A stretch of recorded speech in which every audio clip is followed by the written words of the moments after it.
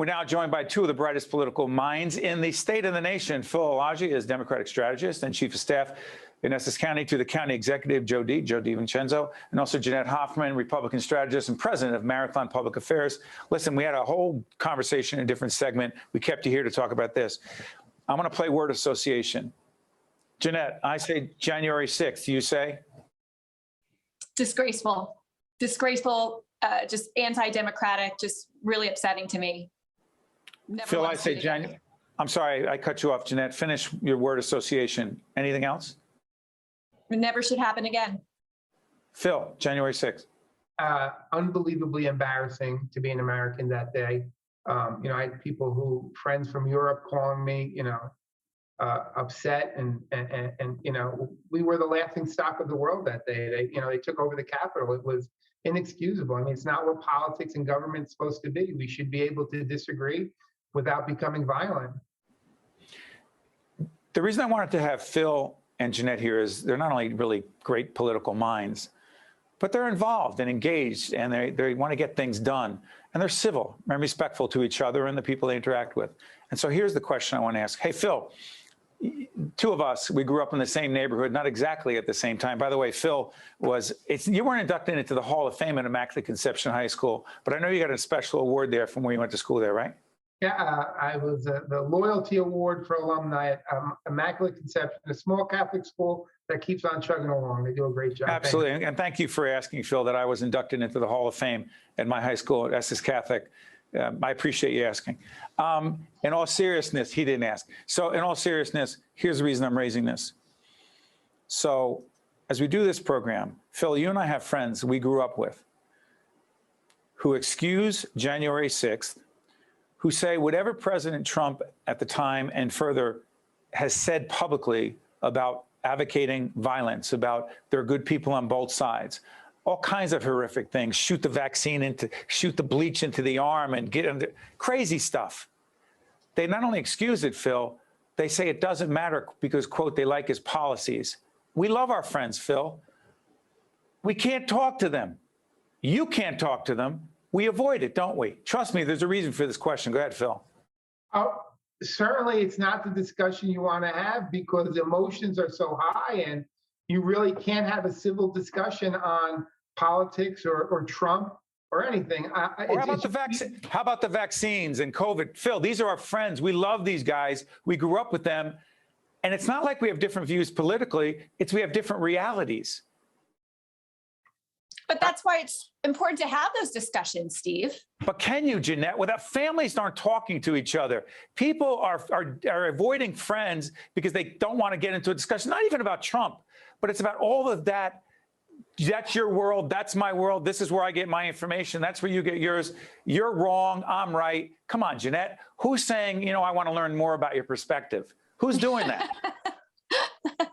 Well, I honestly blame social media because there's so much information out there, and specifically about the vaccine. I mean, come on, horse dewormer. This is the solution to taking a legitimate vaccine that prevents COVID-19. What was that again? Thank you, Joe Rogan, for bringing that up and saying that that's how there was some sort of treatment that he talked about. There was some wacky treatment that horses are treated for if they have worms. And so people are like, yeah, I heard it from Joe Rogan. I love Joe Rogan, but he's not someone to be trusted. Why can't we just acknowledge that there are certain facts, Phil and Jeanette, and then there are just opinions people have? Isn't there a difference, Jeanette? I'm sorry, Jeanette. You look at the vaccine in particular. By the way, Essex County doing an amazing job on the vaccine distribution and testing. I'm sorry, Phil, go ahead. But I will even give you credit. I think it's the biggest success of the Trump administration. I mean, we developed a vaccine. They invested the money necessary. And within 5 or 6 months, the United States of America, I mean, they developed 4 effective vaccines. I think Trump took the vaccine. But he didn't do it in public. And there are a whole bunch of people who support Trump who say, I'm not taking it. But if they had seen him. He said recently, people should take the vaccine. It doesn't matter. It's just this whole, as Jeanette said, it just took this strange political, don't take the vaccine if you're pro-Trump. But this should be his victory lap. Hey, listen, I did a lot of things wrong. I'm sure he wouldn't say that. But the Trump administration got the vaccine right. And even now, because they're not even taking credit for it, people are blasting it. It's the world upside down, as someone used to say. It's Bizarro World from Seinfeld, which you're too young to remember. Go ahead, Jeanette. I am not too young to remember that, but I appreciate you saying so. But no, Operation Warp Speed, the Trump administration bragged about that publicly for a very long time. It was a terrific private-public partnership. And to Phil's point, President Trump at a rally just a month ago, maybe 6 weeks ago, said, you should get the vaccine. I got it. Everyone should get it. And he was publicly booed at his own rally for telling people to get the vaccine. But what does that tell you, Jeanette? There's so much misinformation on social media and these websites that, you know, the QAnon world believes in, with, you know, these shadowy internet figures who put out this misinformation that you know, people believe that there's stuff in the vaccine that, you know, tracks people. It's just crazy, Steve, is what it is. Final question, Phil. Jeanette mentioned social media. Some people ask, hey, why do you even do this public television thing? And not many people are watching television anymore. They just get their phone and they get their information they need. By the way, we don't think that's true. That's why you should support public television. But Phil, and this is not to kiss our butts in public broadcasting, but what is our role when people are, people often ask us, Phil, well, Steve, whose side are you on with public television? Whose side are we on? We're on the side of trying to give out information and let people decide for themselves. Like, you got to have some political point of view. Go ahead, Phil. Phil's in politics. I'm not. Particularly in a state like New Jersey, which is sandwiched between Philadelphia and the New York media markets, I think public television is an unbelievably important resource to get our news out, to get the facts out. And I think that's one of the problems, too, with the lack of press and there's very few investigative journalists out there to keep government in check and all this in check. You don't see it anymore. And I think that's created the demise where, you know, a website on social media can dictate what people think. You know, you no longer look at these big newspapers and say, wow, it's the gospel. It's just everything sort of melded in. And whether you see it, it's almost like years ago taking the National Enquirer as gospel. You'd laugh at the stories they've had. But now, if these websites put it up, people believe it. Give us, as we close this segment, I want to thank Phil and thank Jeanette. Jeanette, come on. I don't want to be negative. Give me a silver lining. Let's go. I'll put you on the spot. Where's the silver lining in all this? The reason to be hopeful? The reason to be hopeful, well, we're here, we're talking truth. I mean, you know, more and more people are getting vaccinated. The numbers are climbing.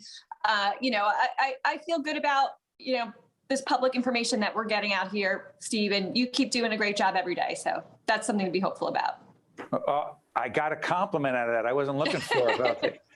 And by the way, I know nobody cares that I'm in the Hall of Fame, my high school. Trust me. It's self-deprecating humor. Well, I'm not in the Hall of Fame of my high school, so South Plainfield High School has to get on that if anyone's watching. I got in because of age, and I think it was a contribution I made. Hey, Phil, Phil, thank you. Thank you, Jeanette. All the best to both of you. By the way, Phil, I don't like to disclose this, is also a New York Met fan. All right, has nothing to do with anything. See, I'm a Yankee fan. See you next time. Go Yankees. No, we're just going to a break. Go to Yankees. We'll be right back. One-on-One with Steve Adubato has been a production of the Caucus Educational Corporation.